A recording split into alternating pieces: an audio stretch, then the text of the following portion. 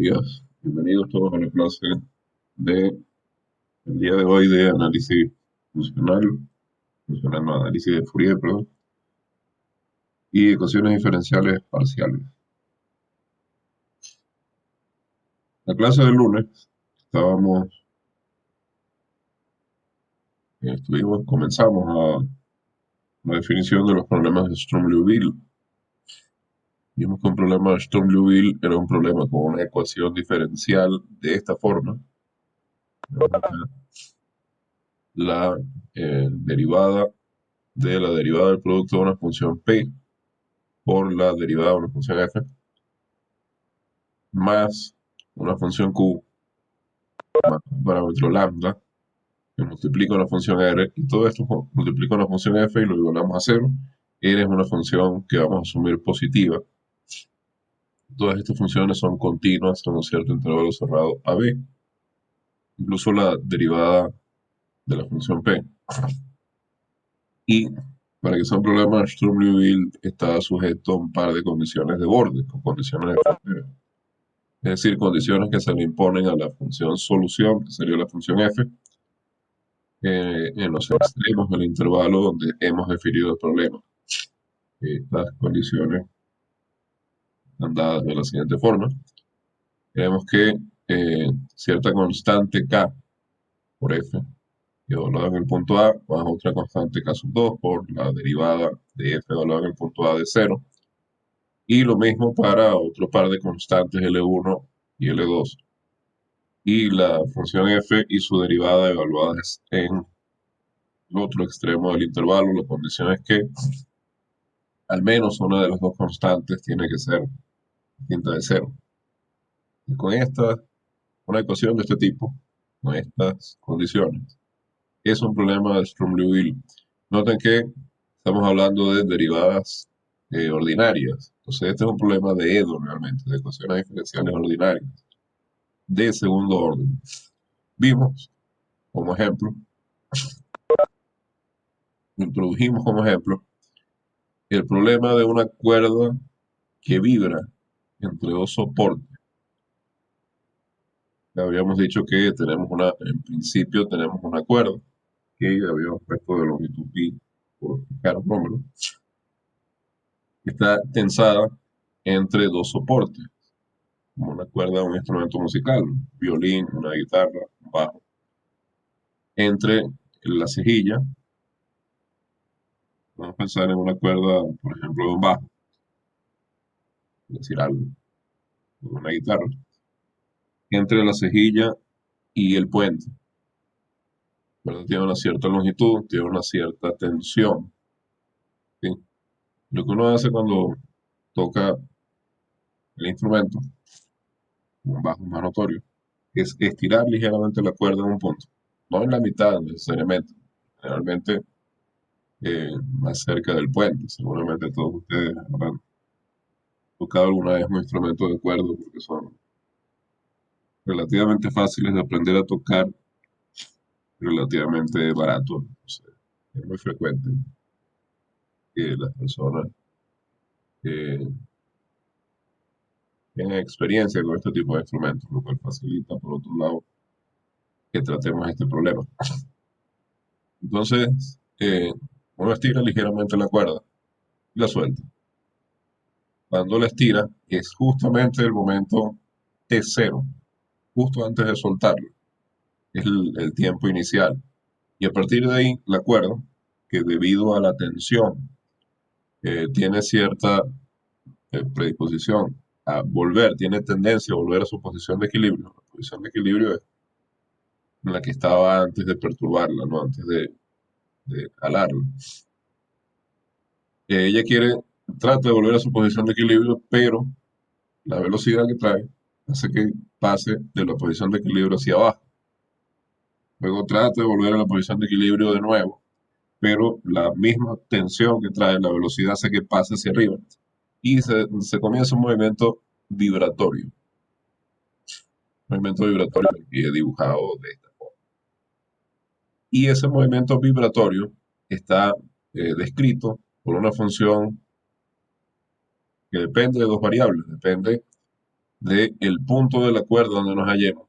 Supongamos que estoy midiendo desde el soporte a la izquierda hasta el soporte a la derecha. Estoy midiendo la distancia desde, por ejemplo, la cejilla del instrumento. Tengo que establecer uno de los soportes como referencia, obviamente, para poder medir la distancia. Bueno, como decía, el movimiento ondulatorio de esta cuerda, el movimiento vibratorio de esta cuerda, está descrito por, a ver, déjenme ver, estoy grabando, sí, estoy grabando, por una función que depende de dos variables. Depende de la distancia a uno de los soportes y del tiempo. Entonces, esta función U de xt me describe la posición. Me dice, a ver, vamos al dibujo. Estoy ubicado en un punto que está a una distancia x del soporte de la derecha, en un tiempo determinado. Esta U de xt me va a decir dónde está este punto de la cuerda en ese momento. ¿Sí? Entonces, experimentalmente, por observación, se sabe que esta ecuación satisface la ecuación de onda en una dimensión, que es una ecuación en derivadas parciales. Como pueden ver, esta involucra una segunda derivada con respecto del tiempo y una segunda derivada con respecto del espacio. Tengo un fenómeno que depende de una variable espacial y de una variable temporal. Cuando eso ocurre, la modelación de la situación se da usando derivadas parciales. Si yo tuviera un fenómeno que dependiera solamente de una dimensión, ahí tendría una EDO, una ecuación diferencial ordinaria. ¿Sí? Y es lo que suele pasar cuando uno tiene un fenómeno que varía solamente dependiendo del tiempo. Un fenómeno como no depende del tiempo es estacionario, no recuerdo cómo lo llamaba ahorita. Entonces, tenemos un fenómeno, como decía, que depende de, en este caso, una variable espacial y una variable temporal. Y ahí entran naturalmente las ecuaciones diferenciales parciales. A veces voy a tener, por supuesto, más de una variable temporal. ¿Sí? Perdón, más de una variable espacial, la variable temporal es una sola, obviamente. Porque puedo estar, mi fenómeno puede variar en una región del espacio y siempre que tengo más de una variable, el fenómeno va a estar descrito por una ecuación diferencial parcial.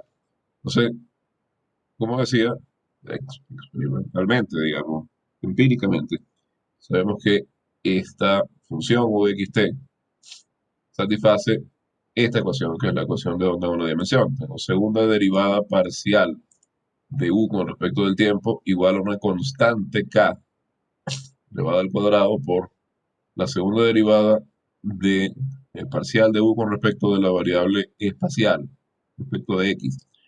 Y esta k cuadrado es una constante que depende de las propiedades físicas de la cuerda, del material.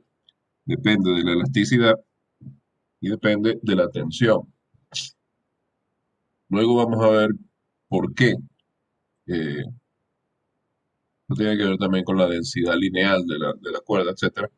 Y luego vamos a ver que esto explica muy bien por qué las cuerdas más delgadas y con más tensión tienen una mayor altura sonora que las cuerdas que tienen menos tensión y que son más gruesas. Todo está en esta constante K. Eso explica ese fenómeno. Pero eso lo veremos cuando estudiemos con más detalle la ecuación de la onda. Por el momento solamente lo quiero plantear como un ejemplo de una función de de un problema de Sturm-Liouville. Obviamente el problema nos da ciertas condiciones de borde. Entonces, eh, cuando estamos en el tiempo t0, que es justo antes de soltar la cuerda, acá, en esta situación, ¿sí? La función u depende solamente de dónde estemos parados en la cuerda, es decir, de la distancia de la cuerda hacia el soporte que hemos tomado como referencia. Y yo lo dibujé en la mitad. ¿Sí? Pero usualmente si usted toca un instrumento como una guitarra española, por ejemplo, una guitarra acústica, con caja de resonancia, lo más probable es que esté estirando la cuerda en un lugar más bien cercano hacia la boca del instrumento. Entonces, esto no va a estar generalmente en la mitad, pero bueno, es una forma de modelar la situación. En este caso, por ejemplo, tenemos una función que es así como una especie de un triángulo.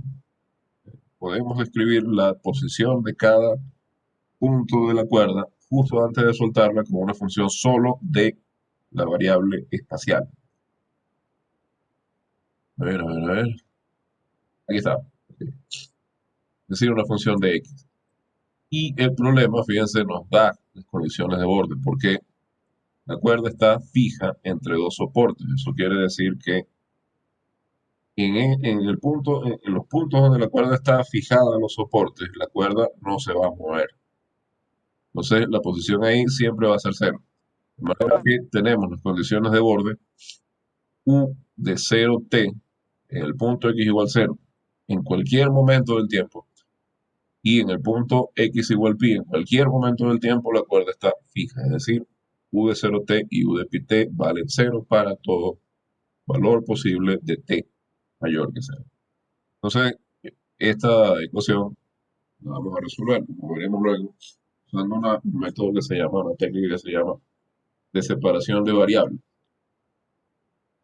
Eso nos permite obtener la función u como producto de una función de la variable espacial por una función de la variable temporal.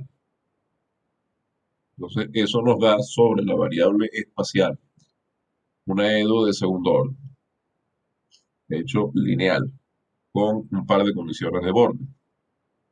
Y en esta EDO tenemos que podemos verla como un problema de Sturm-Liouville si consideramos P igual a 1, Q igual a 0 y R constantemente igual a 1. Y la constante lambda, pues es la constante de nuestra cuerda, que es K cuadrado. Si tomamos estas funciones así, podemos escribir la ecuación que nos queda sobre la variable temporal de esta forma. La forma en la que escribiríamos una ecuación de Sturm-Liouville. Y si tomamos las constantes K1 y lambda 1 igual a 1 y K2 y lambda 2 iguales a 0, lo que teníamos era que teníamos K1 y K2 y L1 y L2. Las dos no podían ser cero al mismo tiempo. Y aquí tenemos también las condiciones de frontera de un problema de Sturm-Liouville. Por supuesto, si uno toma la función constantemente igual a cero, ¿sí? Que es algo que refleja el movimiento de una cuerda que nunca se ha tocado, que ha estado siempre en su posición de equilibrio, esa función es una solución para el problema, ciertamente, pero es una solución poco interesante, lo que llamamos la solución trivial, ¿no? Porque no describe nada, simplemente describe un movimiento inexistente. Entonces, vamos a ver, lo que nos preguntábamos era cuáles son las soluciones no triviales, cómo encontrar las soluciones no triviales. Bien, pues fíjense, para poder encontrar soluciones no triviales, todo por supuesto lo vamos a estudiar de forma más extensa en un futuro cercano, pero, a ver, bien,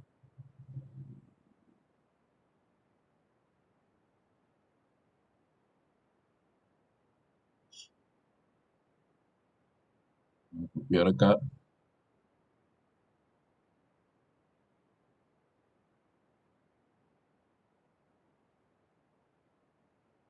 para seguir desarrollando el ejemplo en la hoja.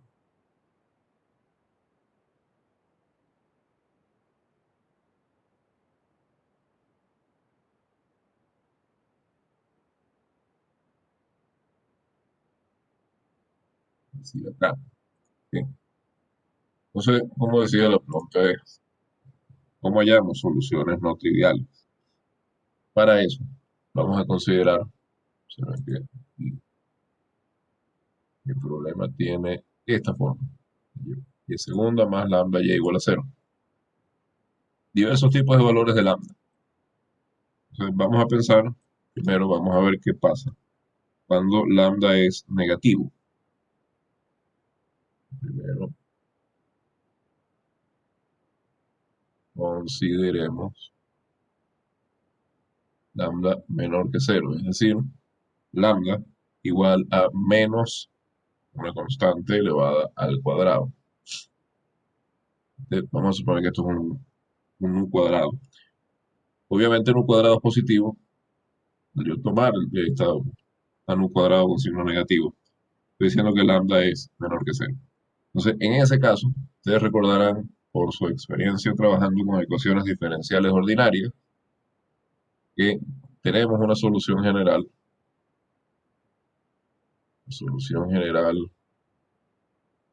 de la ecuación diferencial ordinaria está dada de esta forma, que es una constante C1 e a la nu x, una constante C2 por e a la menos nu x. ¿Sí? Tenemos dos soluciones fundamentales que son e a la nu x y a la menos nu x, y cualquier combinación lineal de estas dos soluciones fundamentales es una solución de nuestro problema. Bien, si tenemos una solución de este tipo y evaluamos en la frontera, y evaluamos en las condiciones de frontera, fíjense, lo que tenemos es que y en cero, una de las condiciones que tenemos es que y en cero es cero. Es decir, que si evaluamos en cero, tenemos acá C1 por e a la cero, que es 1, más C2 por e a la cero, que es 1, esto es C1 más C2.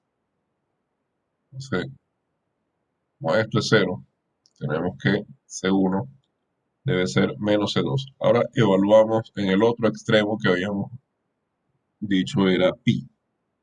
O sea, acá tenemos C1 por e a la nu pi más C2 por e a la menos nu pi.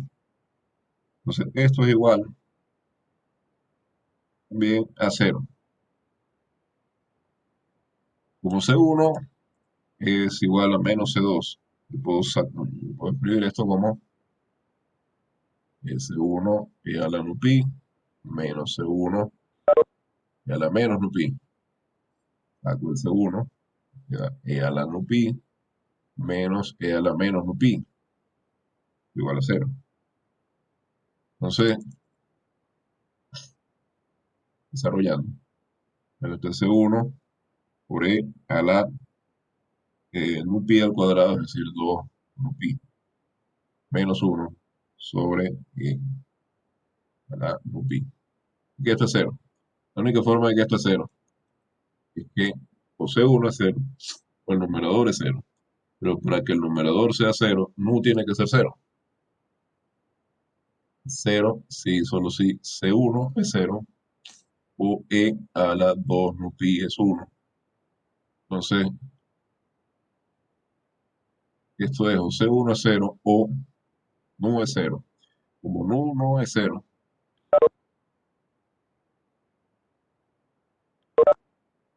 menor que cero de hecho. Menor que cero es lambda, nu aquí,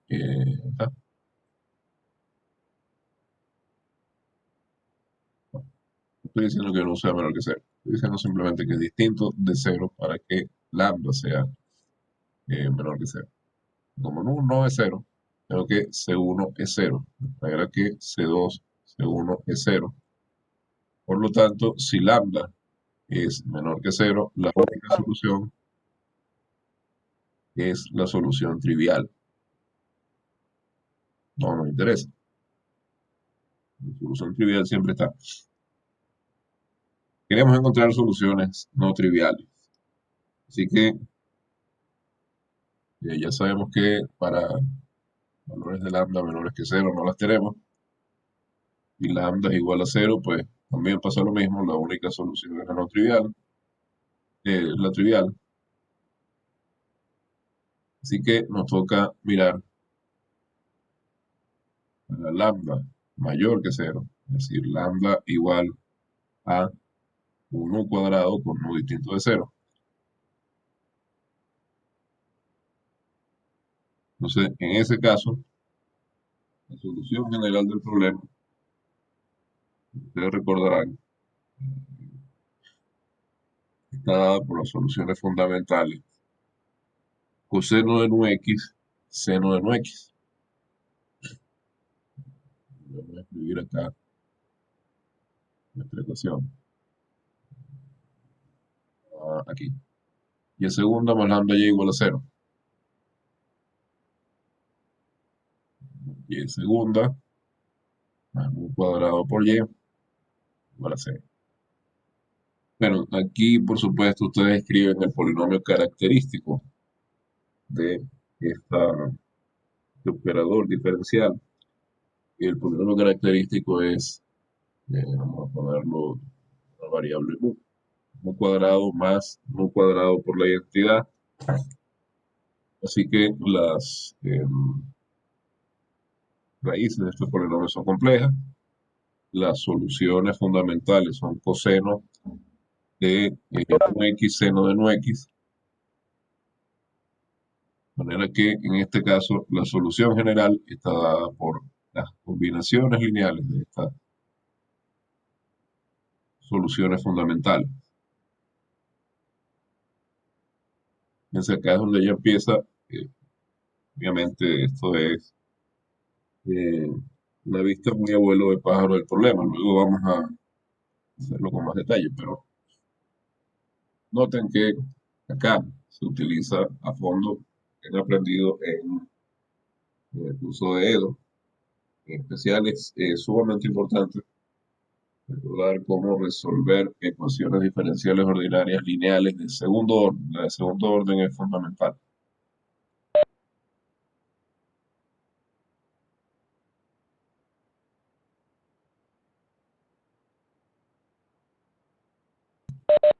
Como veremos, eh, las ecuaciones clásicas más importantes de la física matemática involucran ecuaciones diferenciales ordinarias lineales de segundo orden. Entonces, miremos acá, tenemos la solución general y de x igual a coseno nu x más b por seno de nu x y tenemos nuestras condiciones de frontera. Evaluamos en cero, nos da a por el coseno de cero más b por el seno de cero igual a cero. De acá tenemos entonces que a es igual a cero. Entonces, nuestra solución general tiene esta forma. B por el seno de nu x. Ahora evaluamos en pi. En pi esto también debe ser cero. Así que esto es b por el seno de nu pi igual a cero. Si b es igual a cero, entonces y de x es de nuevo la solución trivial, porque a ya determinamos que es cero. Entonces, si b es cero, y es igual a cero. Así que de acá tenemos que b no es cero. Ya, en un momento que dice aquí.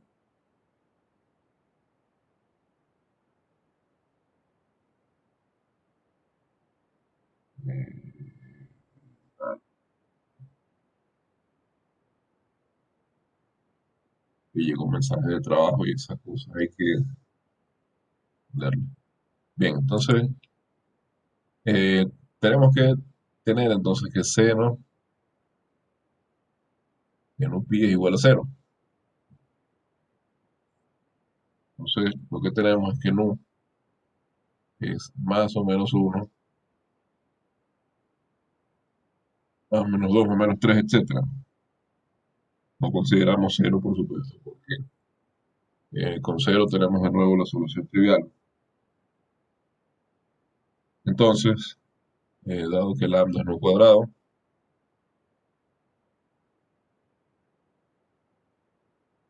tenemos que nu cuadrado son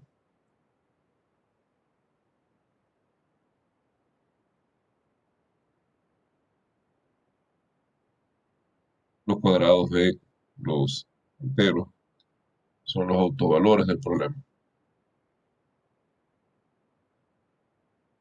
decir, los valores de lambda para los cuales existen soluciones no triviales.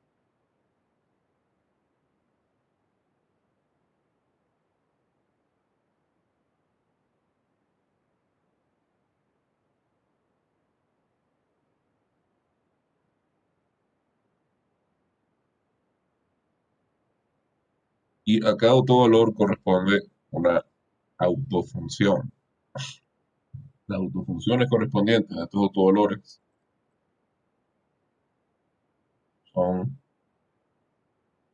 las autofunciones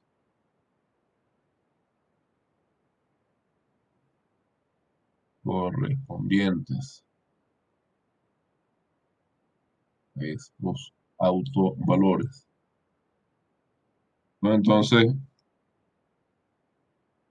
esta función, tengo seno de nu x en cada caso. Y tengo seno de x, seno de menos x, que es menos seno de x. Entonces, este menos sale y digamos que lo absorbe la constante b que multiplica el seno de x. Y así va a pasar con todas las negativas. Así que voy a tomar las positivas realmente, ¿no? Y1, y2, seno de 2x, seno de 3x y así. Estas son las autofunciones correspondientes a cada uno de los autovalores lambda. Entonces, en general, este es un ejemplo eh, del problema de Sturm-Liouville con soluciones no triviales. En general, dado un problema de Sturm-Liouville, vamos a tener infinitos autovalores y, por supuesto, infinitas autofunciones porque cada autovalor tiene asociada una autofunción. En general, un problema de Sturm-Liouville tiene infinitas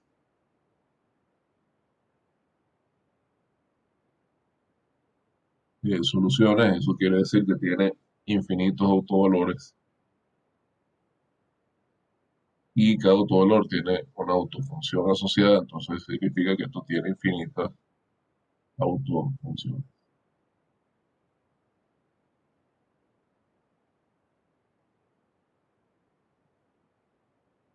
Em,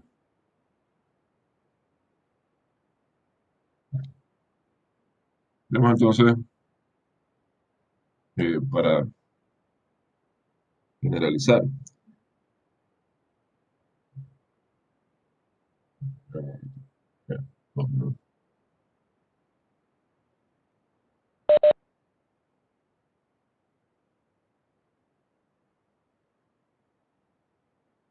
ok, una interrupción. Pero bueno, esto de la pandemia prácticamente tiene uno una escuela en la casa, también atendiendo sus clases y a veces pues se presentan.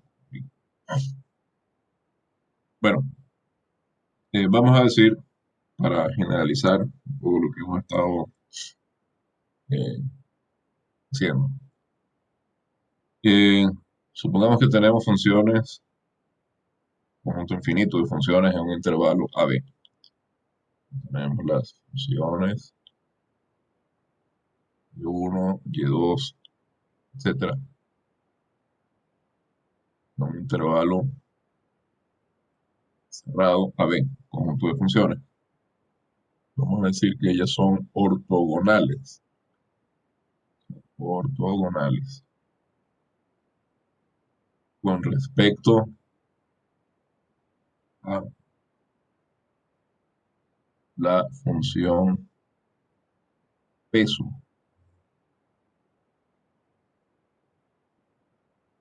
R de X. Esta función es mayor o menos en el intervalo que nos interesa. Le llamamos función peso. Y vamos a decir que las funciones en cierto conjunto son ortogonales respecto a esta función peso si para todo par de ese conjunto, digamos y sub m, y sub n, un m distinto de n, tenemos que la integral de a a b de, observen esto, la función r por la función y sub m por la función y sub n de x, esto es igual a cero. Entonces, ¿cómo hemos nosotros abordado la ortogonalidad hasta ahora? Hasta ahora hemos estudiado funciones que son ortogonales con respecto a una función peso, pero valiendo esa función 1 constantemente. Entonces, esto generaliza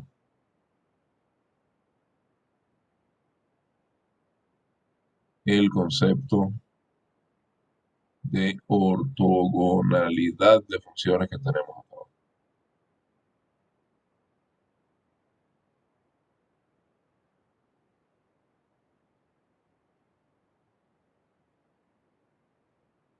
Ahora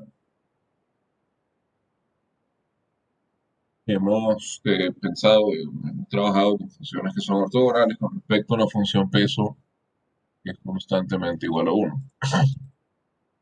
Nosotros vimos, por ejemplo, que funciones de este tipo, seno de m pi x sobre L coseno m pi x sobre L, n pi x sobre L. Vale.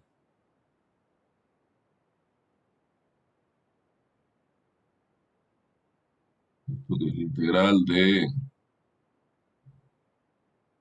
A y B, digamos, ¿cierto? Bueno, hemos mostrado para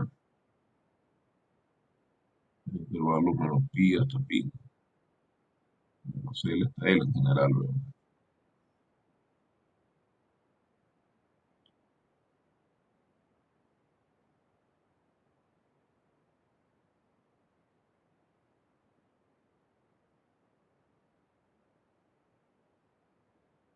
Ya habíamos trabajado con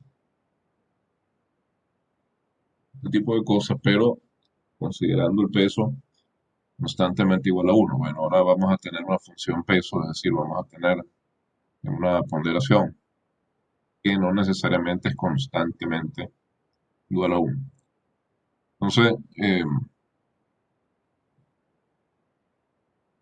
observen,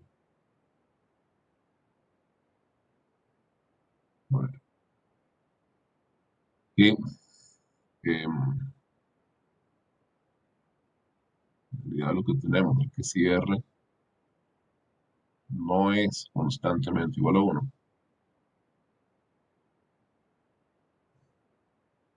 R mayor que 0,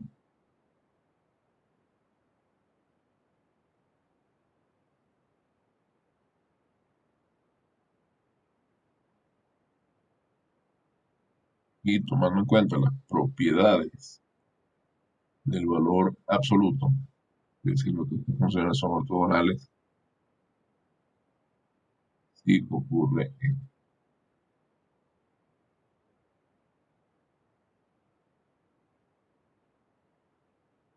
Bien, yo defino también este producto con respecto de función peso R. Eso me permite definir una norma también respecto de la función peso.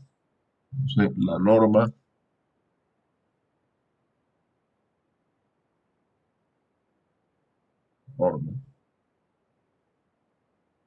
de y sub n con respecto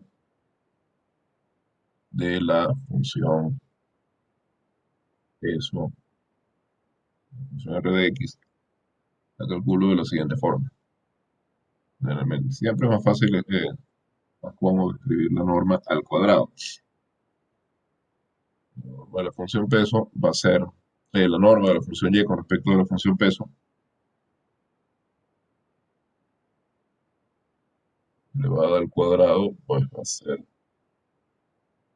este producto.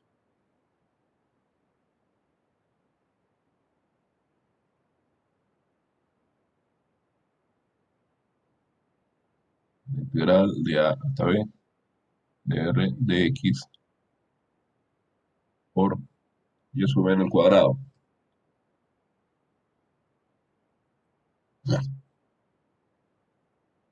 Cuando r es constantemente igual a 1, tenemos la norma usual. Norma usual. Es decir, tenemos la norma de y al cuadrado, la integral entre a y b de la función y al cuadrado. Entonces, si yo tengo, recuerden, en álgebra lineal, si uno tiene un conjunto ortogonal, añadiendo la condición de que las normas sean todas 1 para los elementos de este conjunto, uno tiene un conjunto ortonormal. Entonces, si y1, y2, etcétera, es un conjunto ortogonal con respecto a un peso, vamos a decir simplemente que es un conjunto ortogonal. Diremos que el conjunto es ortonormal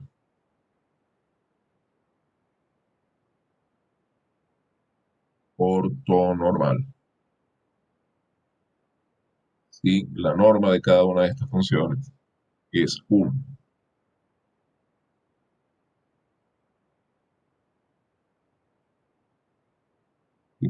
Entonces, acá, esto para todos en claro.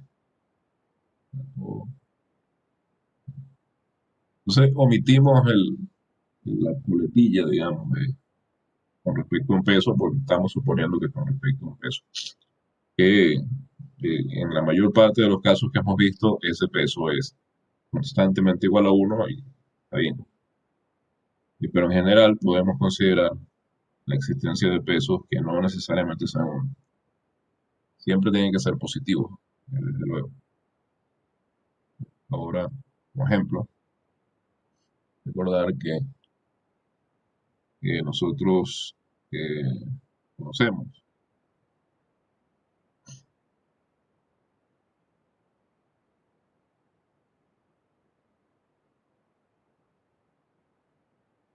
que para el intervalo menos pi, este conjunto menos de mx es ortogonal en este intervalo. De hecho, seno y podemos incluir coseno también.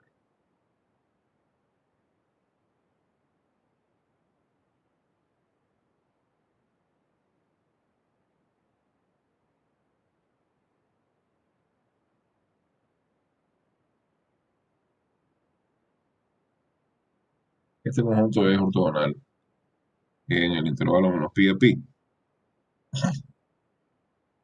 Que realmente había pensado en sacado la cuenta, ¿no?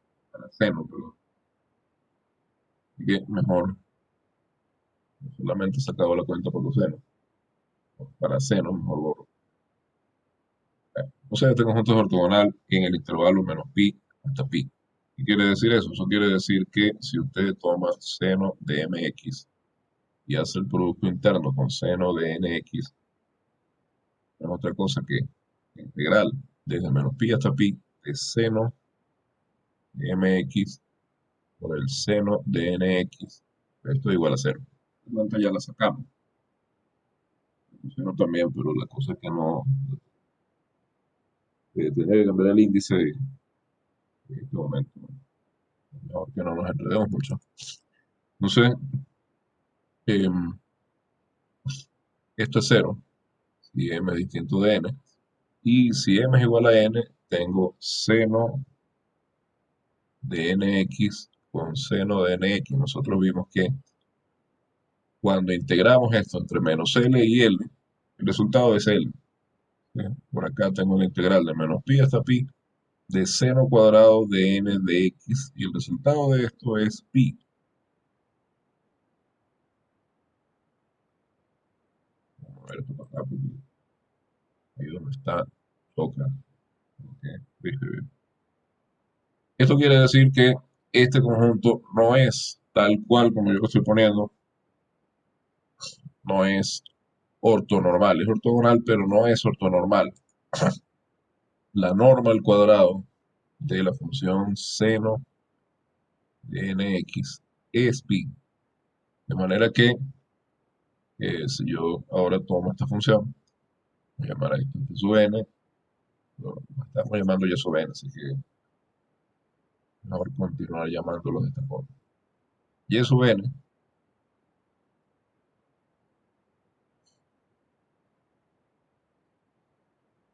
tiene norma al cuadrado pi. Eso quiere decir que este conjunto no es ortonormal. Es ortogonal, pero no es ortonormal. Para hacer que sea ortonormal, tendría que dividir cada una de las funciones por su norma, es decir, cada una de las funciones para raíz de pi. Este sí es ortonormal. Por supuesto, el intervalo que va de menos pi hasta pi.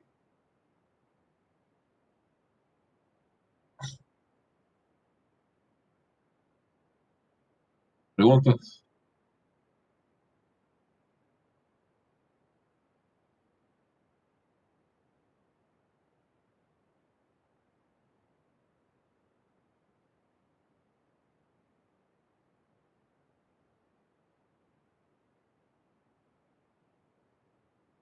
No hay preguntas.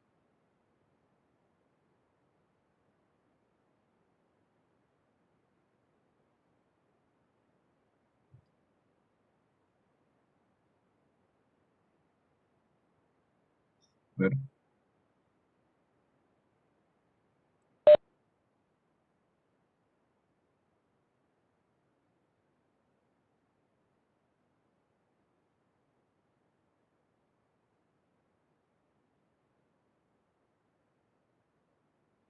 Una pregunta, profesor. ¿También puede decir que es ortonormal de 0 a 2 pi o sea, eso depende de lo que, como quiera anotarlo o necesariamente tengo que poner de menos pi a pi?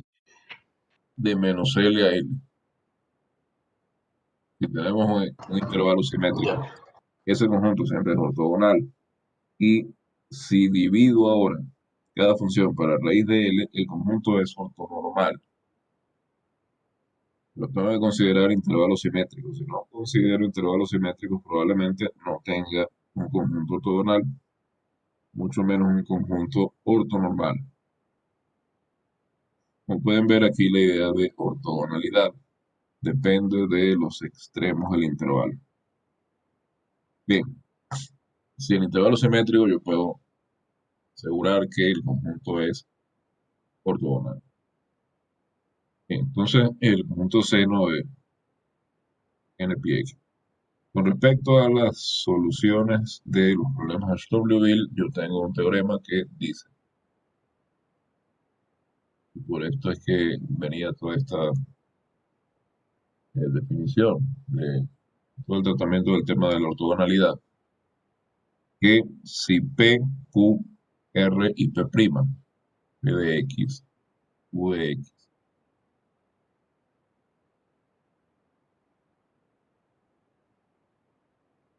R de X y P' de X son funciones reales continuas en el intervalo AB y R de X es mayor que cero en ese mismo intervalo AB positivo. Entonces, las autofunciones del problema de Sturm-Liouville que corresponde a estas funciones P, Q, R y P', las autofunciones del problema Sturm-Liouville correspondiente, funciones son, como ya hemos visto, infinitas, y1, y2, etc.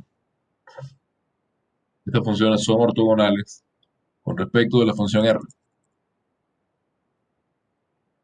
Son ortogonales con respecto de la función peso R de X. Es decir,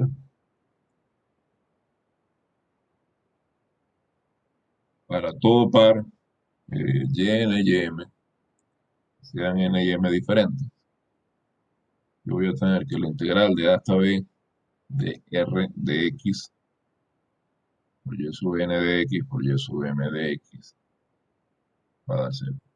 Y M es distinto de M.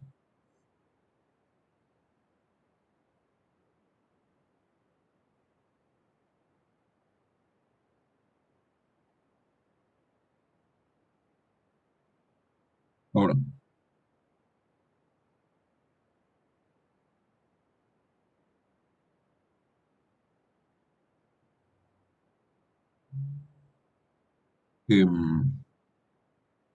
fíjense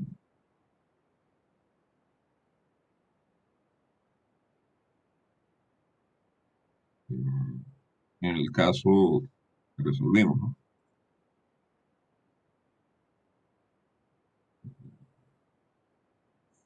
¿Cuáles son las autofunciones? Autofunciones, como hemos visto acá,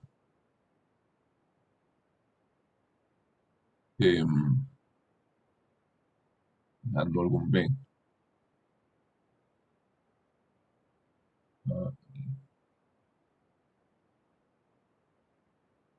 en la forma,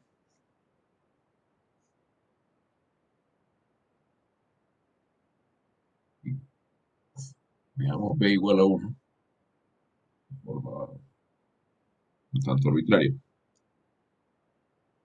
Las funciones, que son soluciones del problema de Sturm-Liouville dado por la cuerda que vibra, son justamente las funciones de este conjunto. Seno de la forma seno de mx, con m igual a 1, 2, 3, etcétera, etcétera. Observen que en el caso que nosotros resolvimos el problema de Sturm-Liouville, todas las autofunciones son justamente un conjunto ortogonal, que dice el teorema que tiene que ocurrir.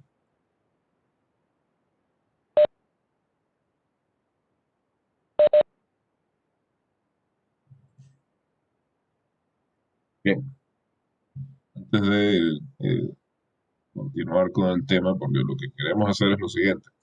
Lo que queremos hacer es generalizar lo que hemos hecho con series de Fourier. Fíjense que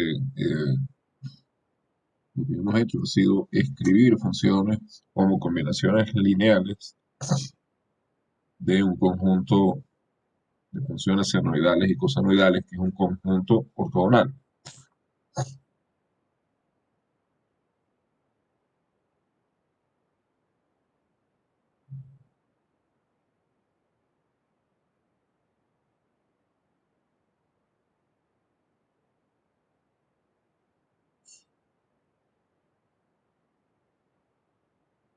Series ortogonales. Tenemos este conjunto seno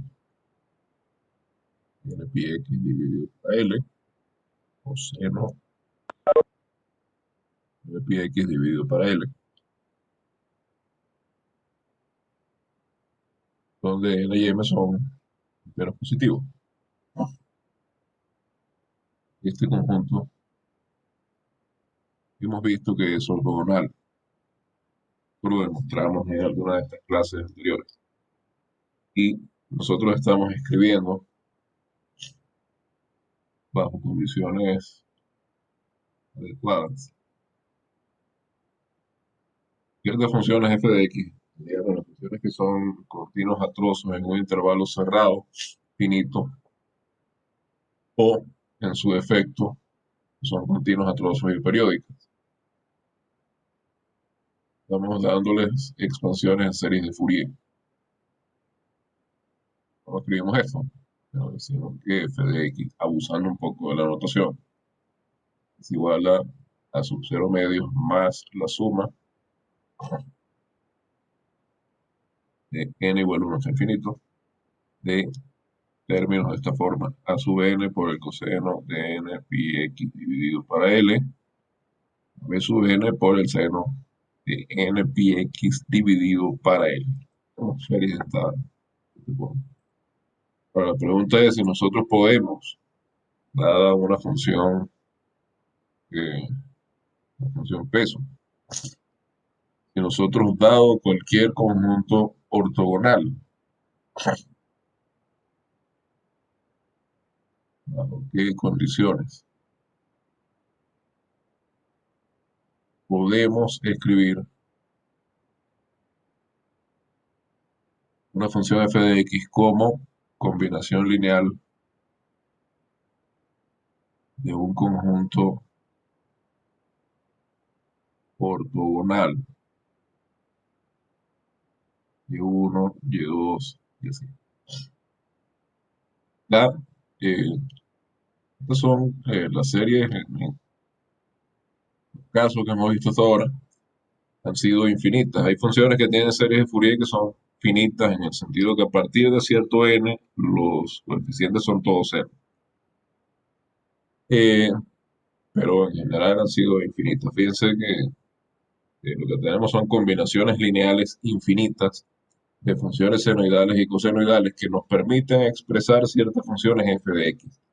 Pero si estas funciones ya no son senos y cosenos, sino que son simplemente funciones ortogonales, ¿bajo qué condiciones se puede escribir f como una combinación lineal de tales funciones? ¿Y cómo es esa combinación lineal? Bien, antes de responder esta pregunta, pues vamos a tomarnos un descanso de unos 5 minutos, así que volvemos en un rato. Bueno, continuando. Decíamos que tenemos una función f definida sobre un intervalo b, digamos.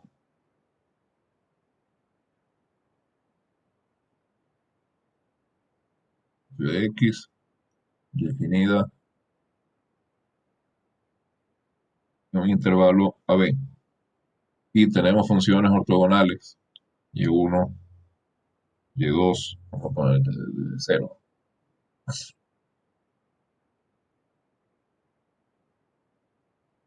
y0, y1, y2, etcétera. Un conjunto infinito de funciones ortogonales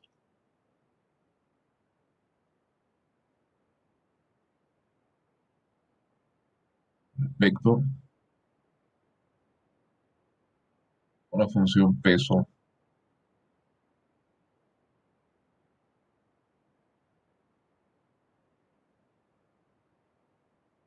en el intervalo B. Esta función peso evidentemente puede ser constantemente igual a 1 también. Es decir, yo aquí lo que estoy haciendo es generalizar la situación de las series de Fourier. Lo cual quiere decir que si nos restringimos a funciones trigonométricas, senos y cosenos, la función peso igual a 1, estamos en la situación de las series de Fourier. Eh, entonces supongamos que esta función f la podemos escribir mediante esta serie. Y podemos representar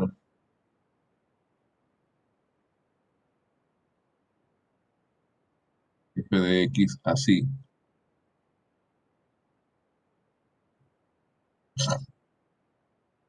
Como suma de m igual 0 hasta infinito de a sub m por y sub m de x. A sub 0, y sub 0, más a sub 1, por y sub 1, etcétera. A esto lo llamamos, decimos que esta es la expansión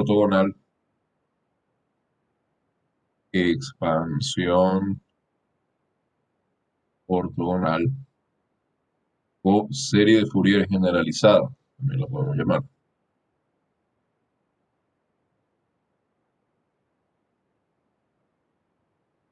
serie de Fourier generalizada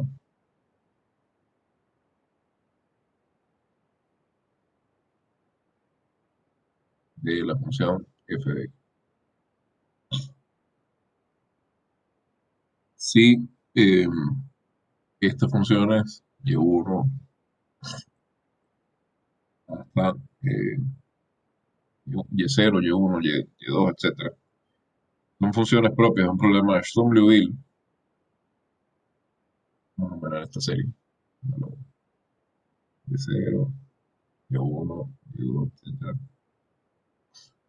Son funciones propias o autofunciones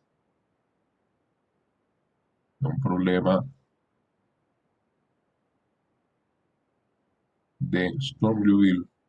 Entonces, serie esta que vimos más arriba, la serie 1,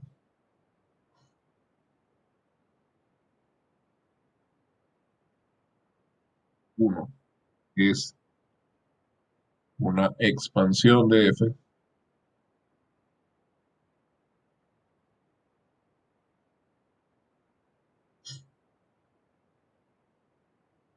en funciones propias. Problema de Sturm-Liouville donde R sea la función, el peso sea la función R. ¿Cómo se calculan los coeficientes de esa serie? Caso de que podamos representar f como una serie de este tipo. Es decir, si f de x, una serie como esta, ¿cómo calculamos los coeficientes a su vez? Coeficientes de la serie de Fourier generalizada.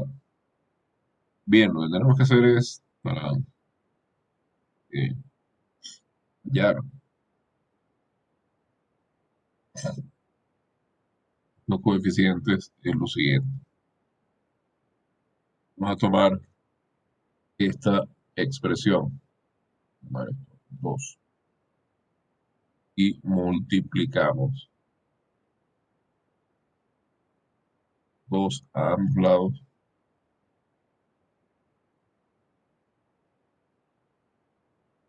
por la función producto de R de la función peso por y sub n. Este n que está acá es un n fijo. Entonces nos queda de la siguiente forma. Nos queda f por R por y sub n. Y del lado derecho, fíjense, tenemos R por y sub n por la serie.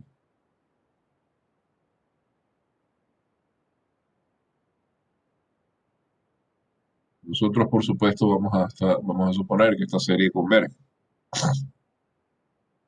Si esa serie converge, obviamente podemos aplicar distributividad. La serie converge.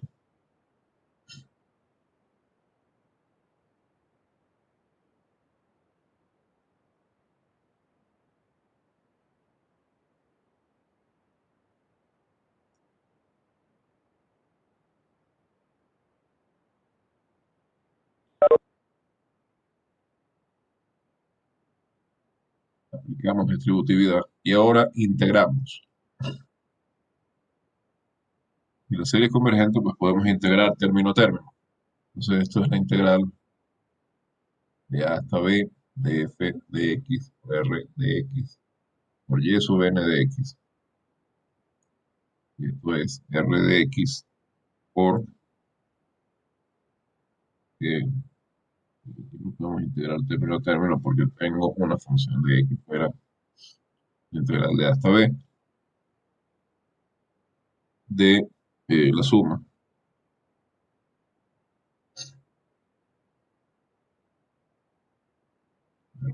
r dentro de la, suma mejor,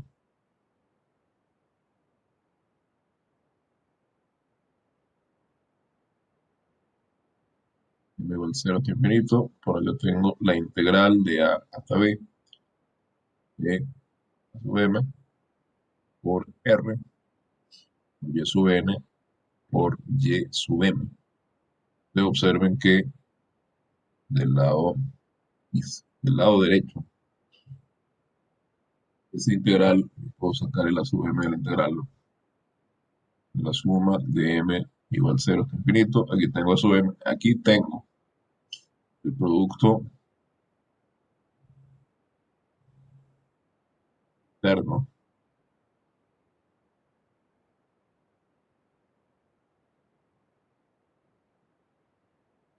de Rx y sub N y M.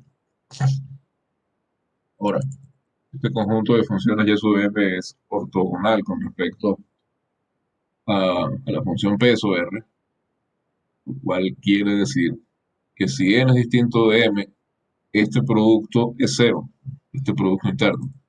Así que me queda solamente, como distinto de cero, posiblemente, me queda el término ms, ¿no? A sub m. Y acá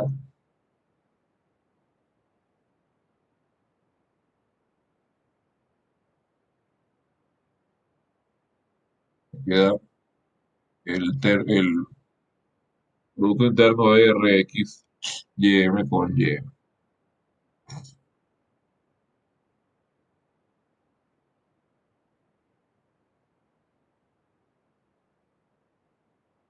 Entonces, lo que tengo es la norma de y sub m con respecto a la función peso,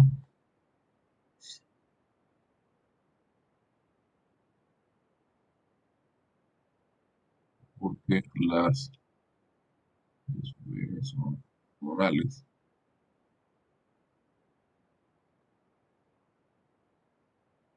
Tengo de este lado a sub m, a sub, el n es el que está fijo.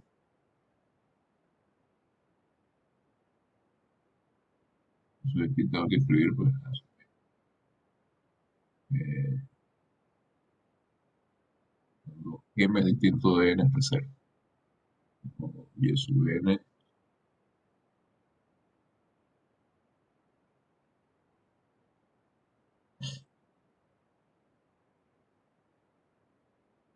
y sub n, va, y sub n. Entonces esto es a sub n por la norma de y sub n con respecto del peso al cuadrado.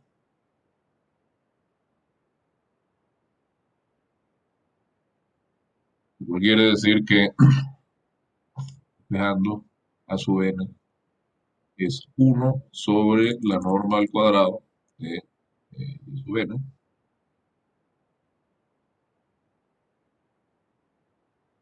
por la integral de a hasta b de f de x por r por y sub n.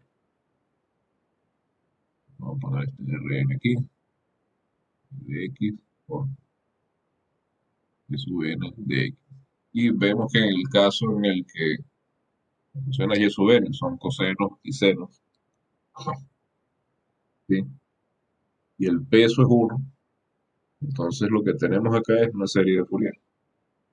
Simplemente, entonces esta situación generaliza a la serie de Fourier. Entonces, la serie de Fourier son un caso particular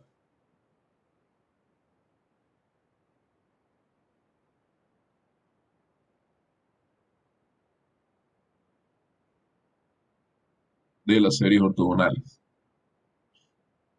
En el caso de la serie de Fourier tenemos estas funciones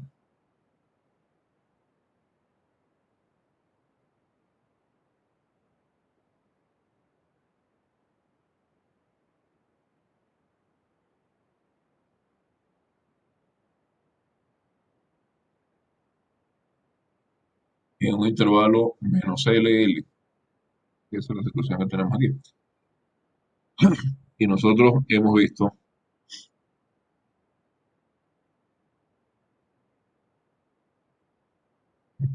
que ocurre lo siguiente. Hemos visto que Estas funciones son ortogonales, que de hecho,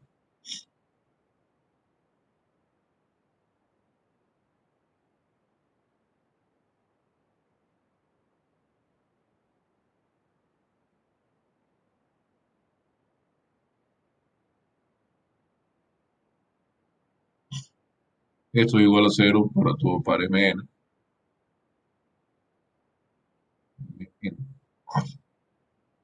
que si integramos de menos L hasta L, coseno por coseno,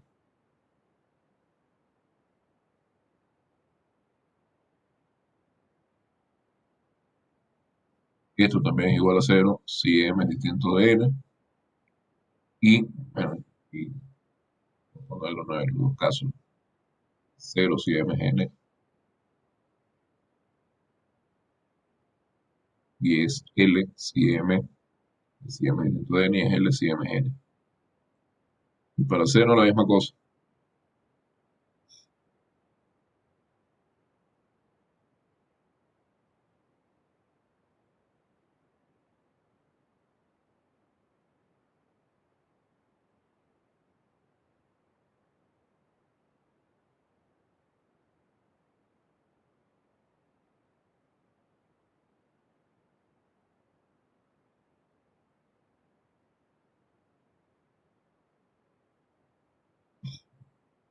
Entonces tenemos que estas funciones son ortogonales, este conjunto de funciones es ortogonal, y tenemos además que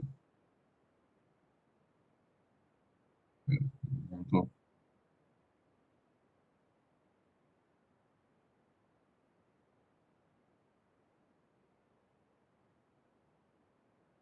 es ortogonal.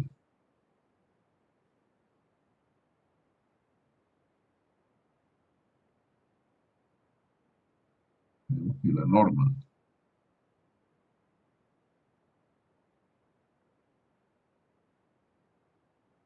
de estas funciones es raíz de L.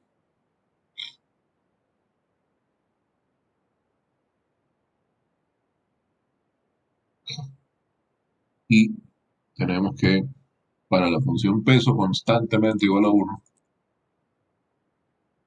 y la función peso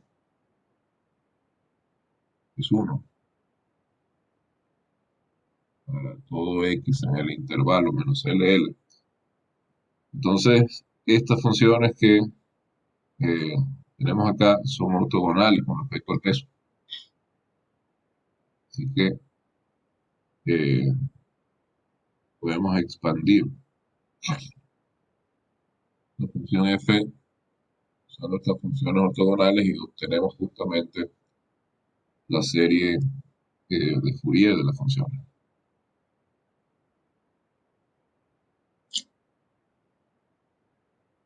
Podemos expandir, podemos además tomar el siguiente enfoque. 0, U1,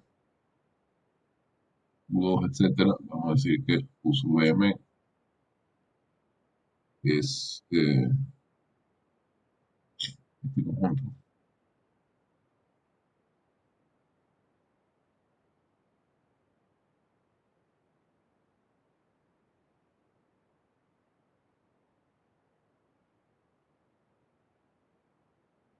Y que los B sub M son este conjunto. Entonces, tenemos una doble expansión acá. De X es a 0 medio, la integral desde m igual 1 hasta infinito de a sub m por u sub m más i b sub m por v sub m. Como decía, tenemos una doble expansiones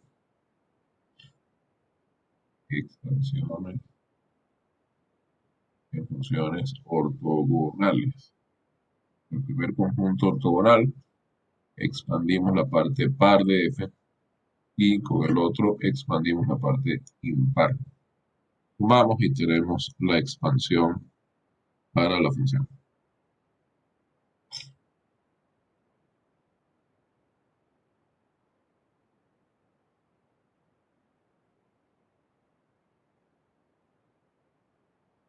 ¿Cómo son estas expansiones?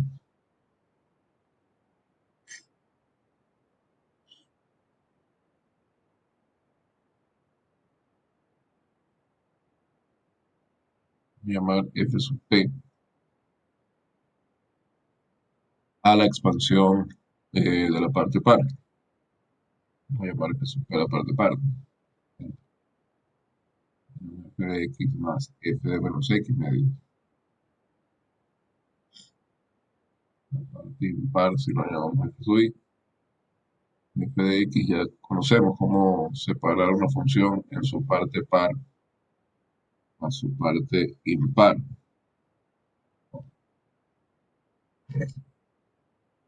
Entonces, f sub p, estamos expandiendo mediante una de las series.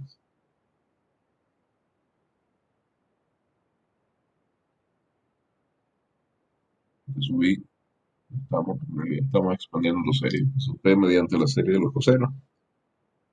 F sub i mediante la serie de los senos. Tenemos F sub p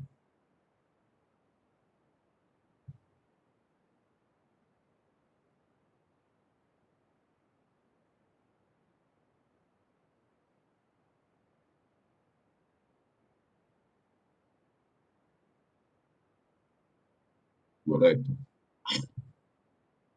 Donde a sub m, pues ya lo conocemos.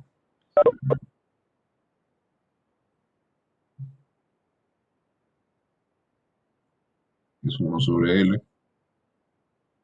la integral de menos L hasta L,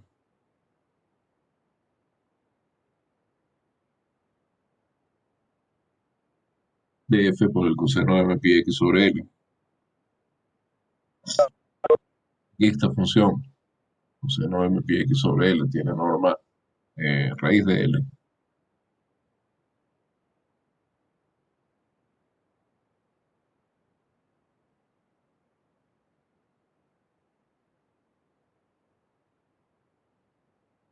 Y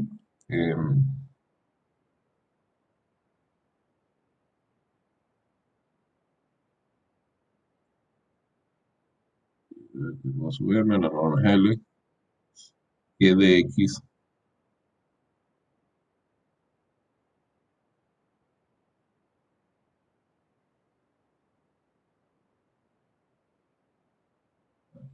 un momento.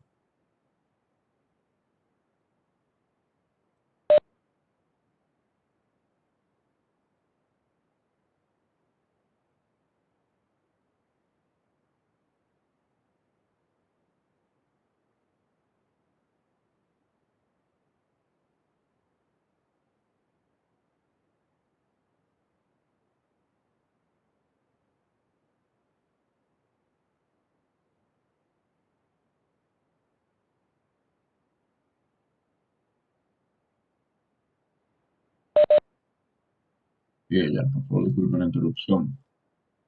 Es que me estoy sintiendo un poco mal. Con algunas anomalías en la presión sanguínea por el sedentarismo.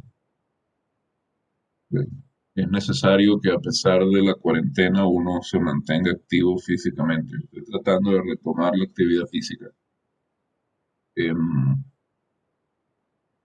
Porque la verdad es que la tuve muy abandonada entre marzo y diciembre. Por el asunto de la cuarentena, primero fue el confinamiento, el tiempo. Pero uno tiene que hacer un espacio para eso porque las consecuencias del sedentarismo uno las empieza a ver ya por ahí, por los 40. Recuerden mantenerse activos a pesar de la cuarentena. Esto, eh, si no lo hacen, quizás no ahora, pero luego se va a reflejar en su estado de salud. Bien, eh, habíamos calculado entonces estábamos viendo que las series de Fourier son un caso particular de las series generalizadas de Fourier o series ortogonales. El conjunto ortogonal que estamos tomando, a ver, y en principio, es el conjunto formado por las funciones seno de MPX, o sea, no de MPX sobre L. Y yo lo estoy separando en dos conjuntos ortogonales, en los U sub m, los B sub m, los U sub m, las funciones cosenoidales, los B sub m, las funciones senoidales. Eso me permite escribir tanto la parte par como la parte impar de f como series ortogonales, ¿no? Funciones. Eh, los A sub m son, por supuesto, los coeficientes que ya conocemos. Y si nosotros tomamos la función, digamos, g de x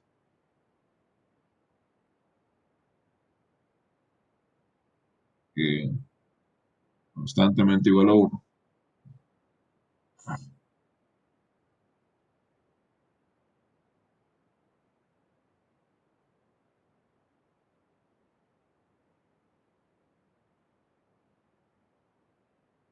esta función es la que actúa como función peso. Su integral es 2L. Y observen que a cero medios es justamente 1 sobre 2L por la integral de menos L hasta L de f de x por el coseno de 0. Entonces acá también eh, vemos que se satisface como visión. Esto es 1 sobre la norma de coseno de 0 al cuadrado por el producto interno de f con el coseno de 0. Entonces esta es una expansión ortogonal.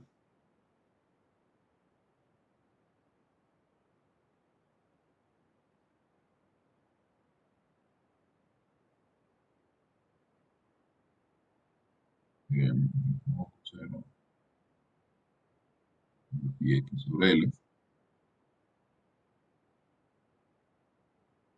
es la expansión ortogonal de la parte par de f en el intervalo menos LL. Similarmente, uno puede ver también que en parte de la serie donde aparecen los senos,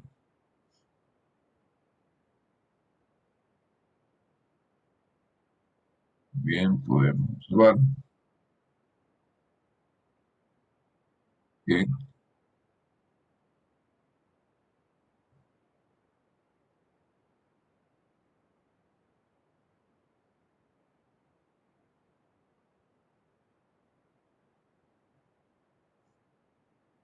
esta es la expansión ortogonal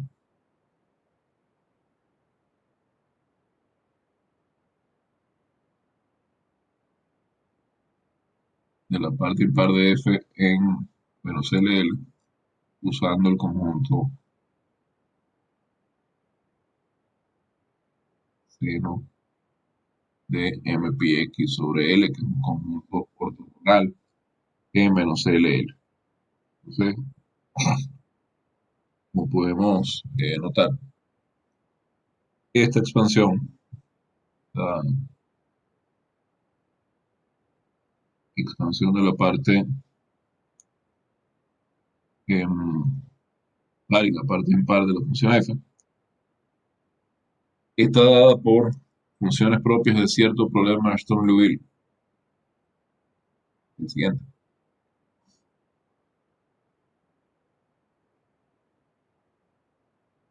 Esta función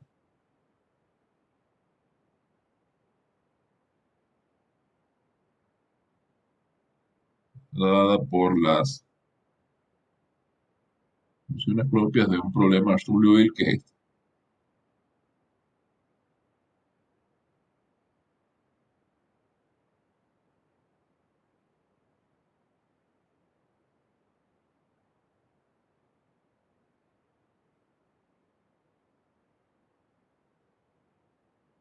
tenemos la ecuación y segunda más lambda y igual a cero. Con esta condición, y en pi es igual a y menos pi y prima de pi es igual a y prima de menos pi. Fíjense, el operador diferencial que tenemos acá es este, de segunda, más lambda por la identidad. Como que recuerdan cómo escribir un operador diferencial. Este operador se lo aplicamos a la función y. Operador diferencial. Y la ecuación que tenemos es esta. Llamar esto. Yo había nombrado. Profesor, una pregunta. ¿El si operador diferencial es un operador autoadjunto? Bueno, no hemos hablado de operadores autoadjuntos. No sé,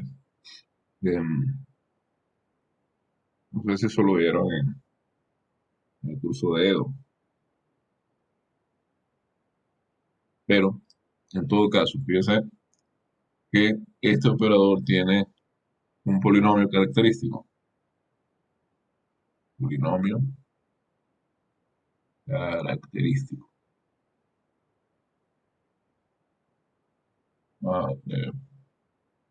Decir que el polinomio P de mu. Este es mu cuadrado lambda. Entonces, las soluciones de la ecuación están dadas están relacionadas con los autovalores de este polinomio, que depende de que lambda sea positivo o sea negativo. Supongamos que lambda es negativo.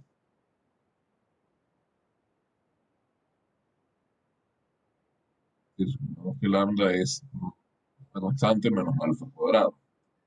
Entonces, tengo que P de mu es, lo pone en términos de, no quiero poner en términos de x, por supuesto, cuadrado menos alfa cuadrado. Esto es mu menos alfa por mu más alfa. Entonces tengo dos soluciones, tengo alfa y tengo menos alfa.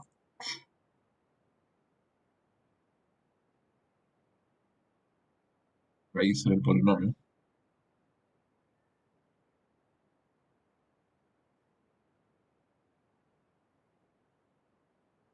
Y eso me da eh, un par de soluciones, ¿no? Me da un par de soluciones exponenciales, soluciones fundamentales.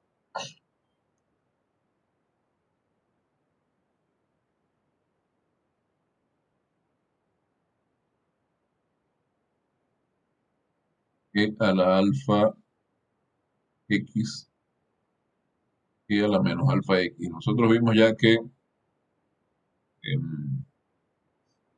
cuando tomamos estas soluciones nos llevaba a soluciones de esta forma.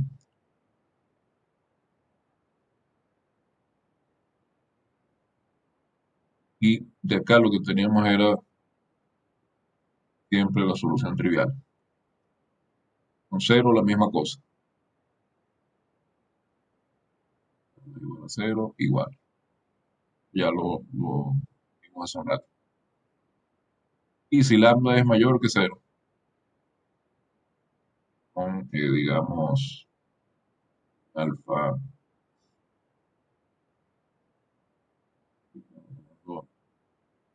que voy a usar después de que esto sería un cálculo.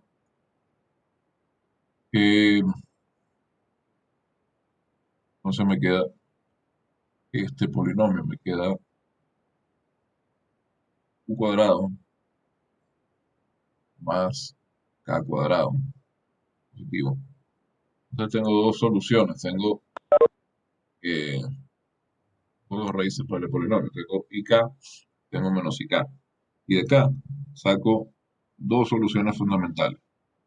Solución Y es A por coseno de kx más B coseno de kx. ¿Ok? Entonces, ¿qué tengo que hacer? Tengo que sustituir em, estas soluciones en las eh, condiciones de frontera.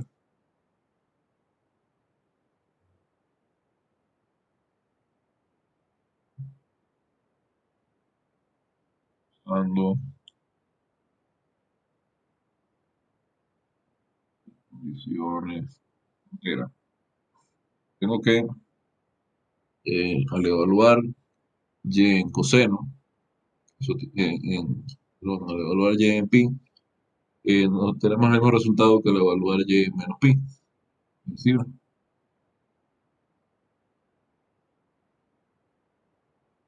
tengo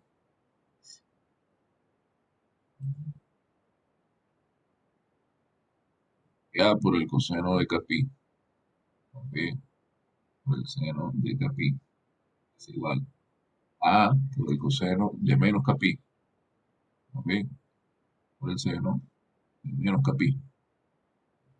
Y aquí uso la paridad. Coseno de pi es igual a coseno de menos pi. A coseno pi más B seno pi es igual a A por el coseno de pi. Y el seno de menos pi es menos el seno de pi. O sea, aquí tengo menos B por el seno de pi. Seno se cancela con coseno. Y por acá me queda entonces que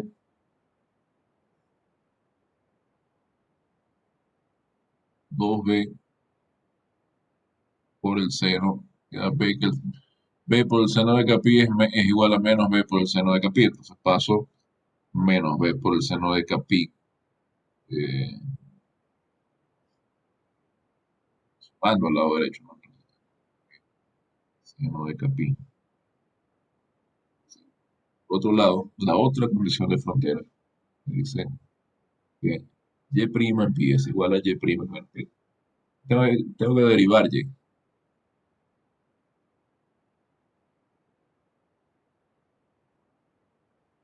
Otra condición de frontera. Me dice que y' en pi es igual a y' menos pi. Aquí está. Entonces, derivo y. Y es a coseno de kx más b seno de kx. Derivando me queda por acá menos a seno de kx más bk coseno kx.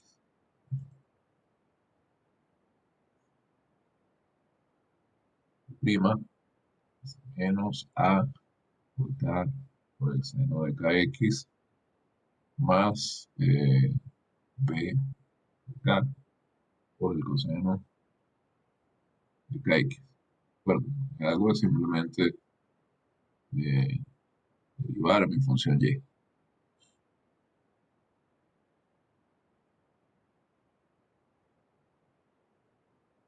Y ahora evalúo e igual.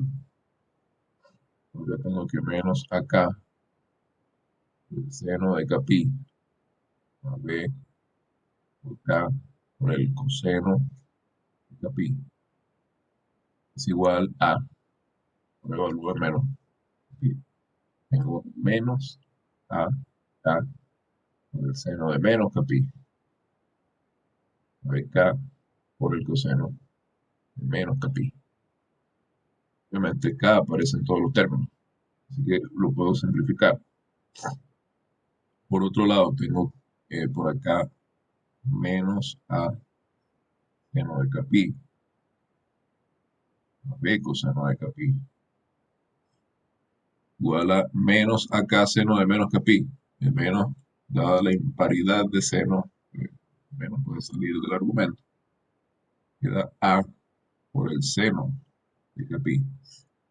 Y esto, el coseno de menos Capi es igual al coseno de Capi. Ok, coseno. Fíjense que el coseno de Capi se puede eliminar con coseno de Capi. Y de nuevo lo que tengo es que 2 por A por el seno de Capi es igual a 0. Así que, em, en resumen, lo que tengo de las dos condiciones de frontera es que B por el seno de Capi es 0 y que A por el seno de Capi es 0. Así que las condiciones de borde que tenemos acá no nos están dando condiciones sobre los términos donde aparece coseno. Y lo que sí nos están dando son condiciones sobre los términos donde aparece seno. Diciendo que seno de Capi es 0. En otro caso, A es 0 o B es 0. Y en ese caso tenemos una solución que no es interesante, sino que es una solución trivial. Entonces, eh, observen que para que seno de Capi sea 0, yo debo tener que Capi igual a MP con K igual a 0. Entonces, las autofunciones que estoy obteniendo son cosenos, sobre esas no tengo restricciones.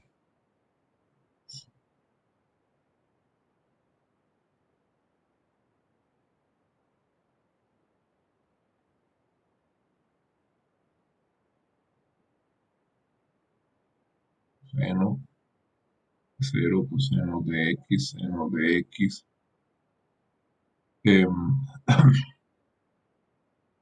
Seno de 2X, etcétera, correspondiendo a los autovalores dados por lambda igual a los cuadrados de los números enteros correspondientes a lambda igual k cuadrado, es decir, a 0, 1, 4, 9, 6, etc. Seno de 0 no es una función propia porque seno de 0 es una solución trivial. Seno de 0 es 0. Seno de 0 no es propia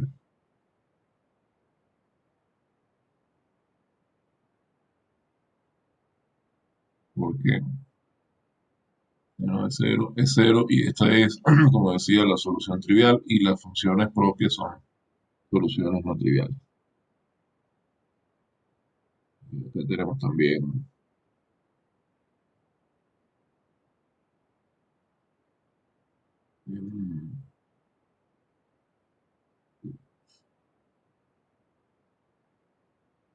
coseno. Entonces, eh, estamos viendo es que la expansión, ¿no?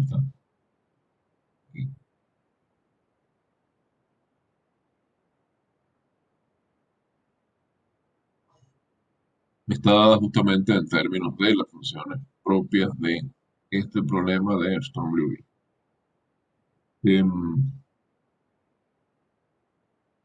Con esto ya terminamos este tema de series de Fourier ortogonales o generalizadas.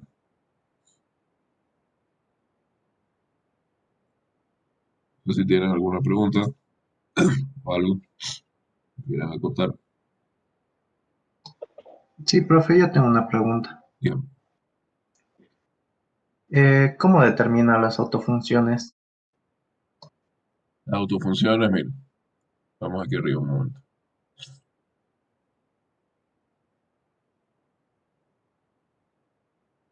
Ah, ya va. Creo que no había entendido la pregunta. En este caso particular, ¿cómo determino las soluciones no triviales?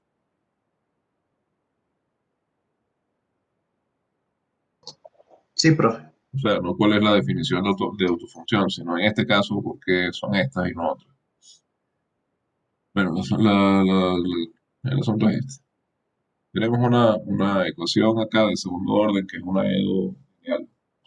Las EDO lineales se resuelven mirando el polinomio correspondiente al operador diferencial. polinomio característico y resolviéndolo. ¿Sí?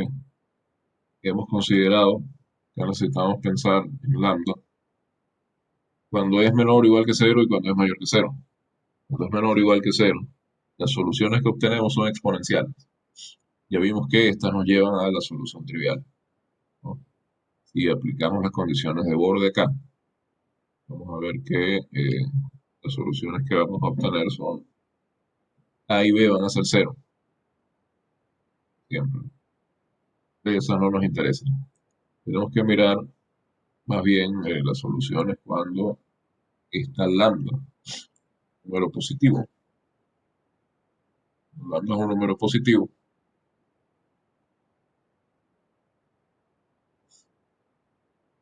Polinomio acá.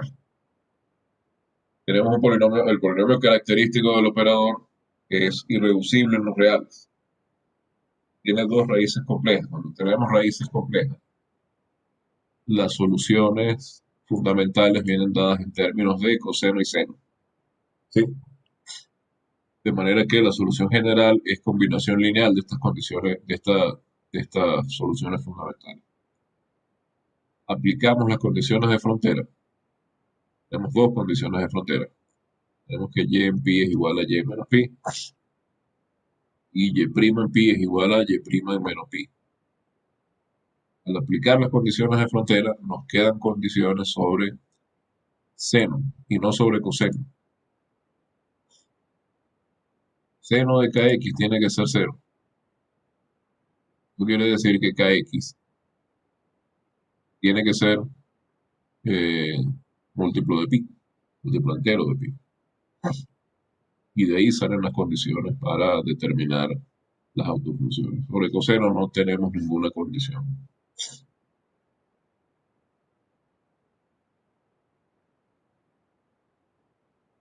¿Sí?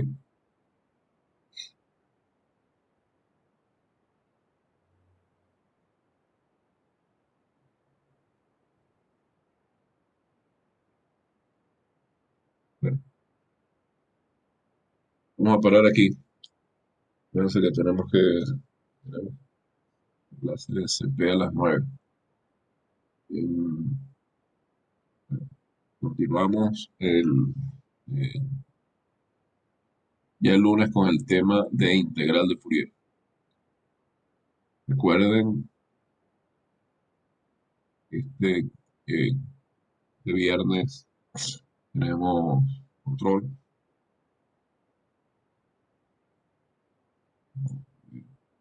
Digo, algo que se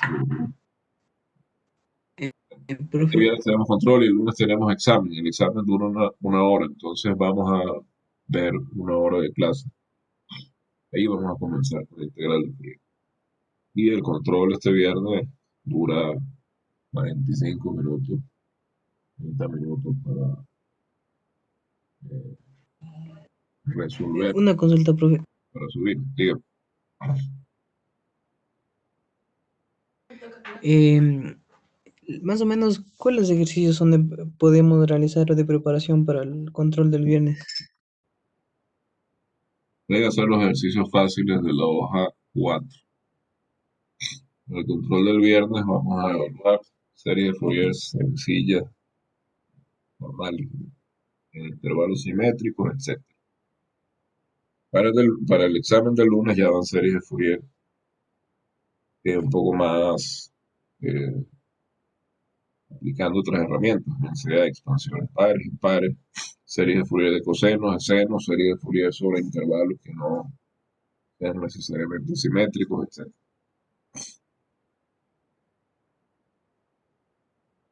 Entonces, Listo, gracias, profe. vamos a dejar la clase aquí y seguimos en unos minutos en la clase de CP.